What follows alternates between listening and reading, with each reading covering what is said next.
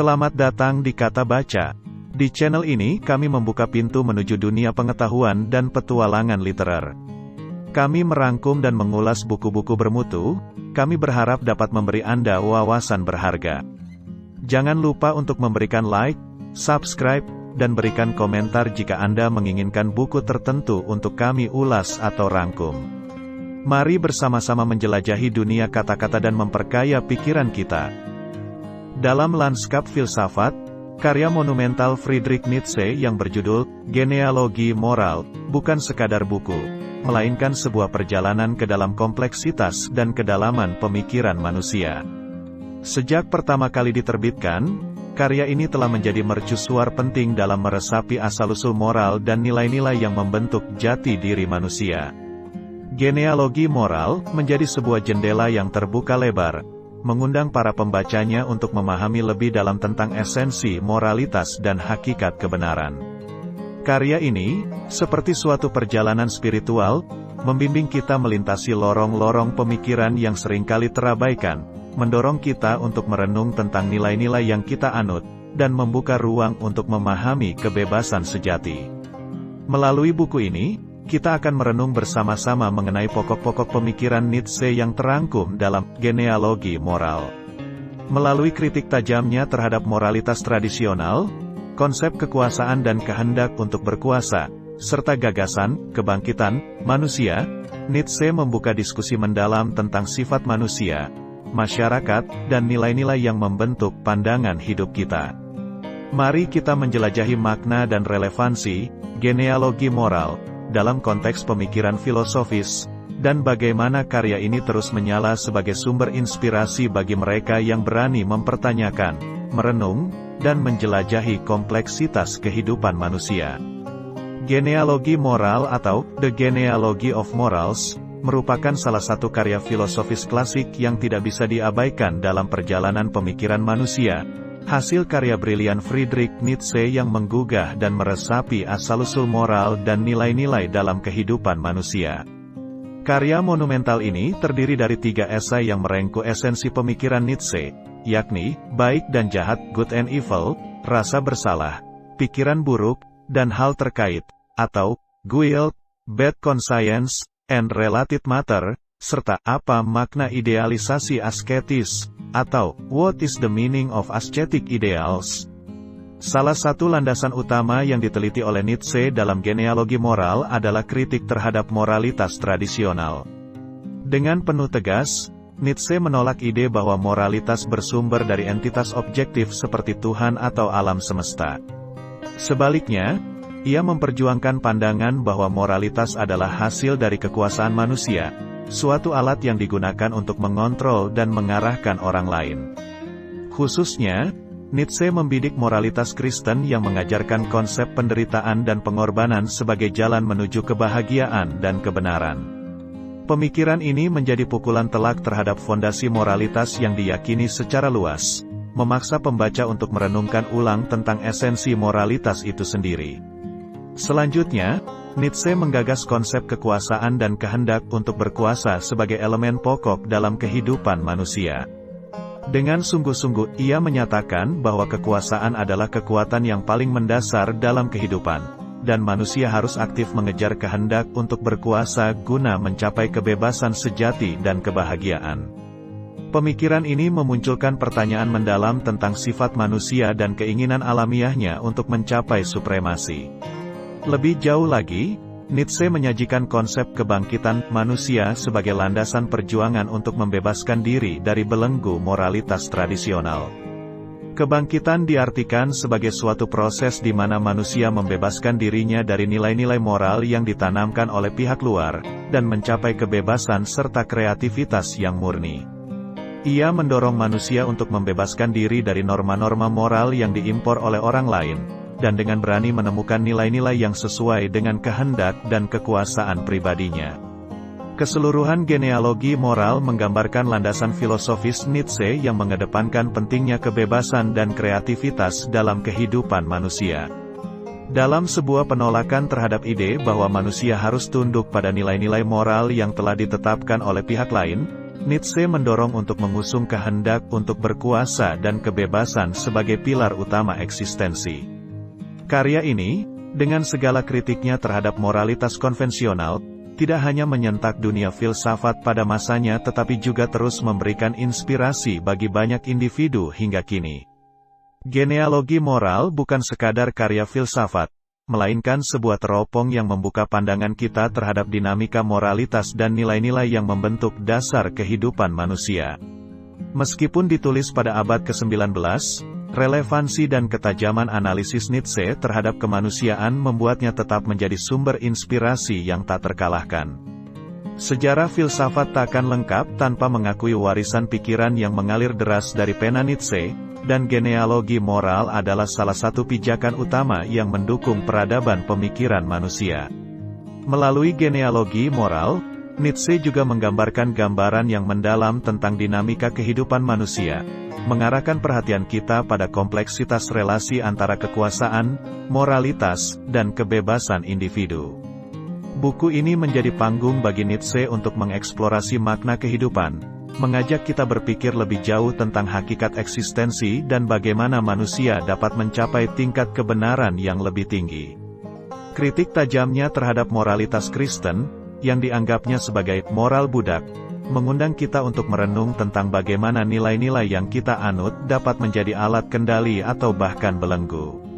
Nietzsche merumuskan pertanyaan-pertanyaan yang mengguncang fondasi moralitas konvensional, memprovokasi kita untuk berpikir kritis tentang apa yang benar-benar kita yakini dan mengapa kita mengadopsi nilai-nilai tertentu. Konsep kekuasaan dan kehendak untuk berkuasa yang diusung oleh Nietzsche memberikan titik tolak bagi refleksi mendalam tentang sifat manusia. Bagaimana manusia memahami dan mengelola kekuasaan dalam dirinya, serta sejauh mana kehendak untuk berkuasa menjadi pendorong eksistensi manusia, menjadi pertanyaan esensial yang dihadirkan oleh Nietzsche. Pemikirannya membuka wawasan tentang dinamika hubungan sosial, politik, dan psikologis dalam konteks keinginan untuk mencapai supremasi dan kebebasan sejati. Dalam konteks konsep kebangkitan manusia, Nietzsche merancang suatu pandangan tentang transformasi pribadi dan kemanusiaan sebagai suatu proses evolusi. Menghapus diri dari moralitas yang diterapkan oleh pihak luar, menjadi semacam kebebasan sejati yang memungkinkan manusia untuk mencapai potensinya yang sebenarnya. Hal ini mengundang kita untuk merenung tentang proses pribadi dan kolektif yang diperlukan untuk mencapai tingkat kesadaran yang lebih tinggi dan membebaskan diri dari belenggu moral yang menghambat kreativitas dan kebebasan. Genealogi moral, sebagai suatu karya penting dalam sejarah filsafat, terus menyala dan memberikan cahaya pada perjalanan pemikiran manusia. Karya ini tak hanya menantang norma-norma moral pada zamannya, tetapi juga menyajikan suatu visi mengenai potensi manusia yang tak terbatas. Ketika kita merenungkan pemikiran Nietzsche, kita diingatkan untuk selalu mencari makna dalam kehidupan, tidak hanya menerima nilai-nilai yang ada begitu saja, melainkan aktif mencari dan membentuk nilai-nilai yang sesuai dengan eksistensi kita. Genealogi moral menjadi panggilan untuk terus mengeksplorasi, merenung, dan mempertanyakan nilai-nilai yang membimbing langkah kehidupan kita. Nietzsche tidak hanya menyajikan suatu pandangan kritis terhadap moralitas, tetapi juga mendorong kita untuk menjadi arsitek aktif dalam membentuk makna dan tujuan kehidupan kita sendiri. Dengan demikian, karya ini tetap menjadi sumber inspirasi yang tak terelakkan, mengajak kita untuk terus bergerak maju dalam pencarian akan kebenaran dan kebebasan sejati. Genealogi moral membuka pintu menuju perenungan mendalam tentang esensi manusia dan struktur moral yang membentuk jati diri kita. Pemikiran Nietzsche meresap ke dalam lapisan-lapisan pikiran kita, mengajak kita untuk menyusuri lorong-lorong pemikiran yang seringkali terabaikan. Pertama-tama, dalam kritik terhadap moralitas tradisional, Nietzsche mengajak kita untuk melihat ke dalam dan merenung tentang bagaimana norma-norma moral telah menjadi panduan hidup kita. Apakah kita mengikuti mereka karena memang benar-benar meyakini nilai-nilai tersebut ataukah karena tekanan sosial dan budaya? Nietzsche mendorong kita untuk berani menyelidiki akar moralitas kita dan memahami bahwa kebebasan sejati terletak pada kemampuan untuk membentuk nilai-nilai kita sendiri, bukan sekadar menerima apa yang telah diberikan oleh pihak luar. Kedua, Konsep kekuasaan dan kehendak untuk berkuasa membuka diskusi mendalam tentang dinamika sosial dan politik. Bagaimana kekuasaan dipahami dan dijalankan dalam masyarakat? Apakah kehendak untuk berkuasa dapat mengarah pada pembebasan ataukah pada penindasan? Nietzsche memberikan kita alat pemikiran untuk menganalisis dan merenung tentang struktur kekuasaan dalam berbagai konteks, dari tingkat personal hingga pada skala sosial yang lebih luas. Ketiga, konsep kebangkitan manusia menjadi panggilan untuk mencari jati diri dan kreativitas yang sejati.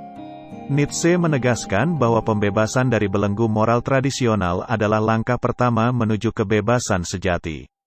Ini bukan sekadar pemberontakan tanpa arah, melainkan suatu upaya untuk merancang hidup kita sendiri, membangkitkan potensi tersembunyi, dan mencapai kebahagiaan yang murni. Penting untuk diingat bahwa genealogi moral bukanlah suatu panduan langsung atau jawaban pasti.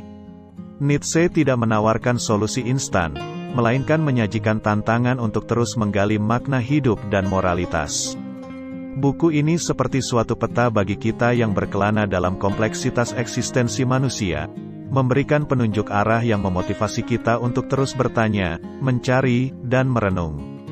Dengan begitu, karya ini tidak hanya relevan pada zamannya, tetapi juga terus memancarkan keberanian dan kegigihan untuk mengeksplorasi kehidupan dan moralitas.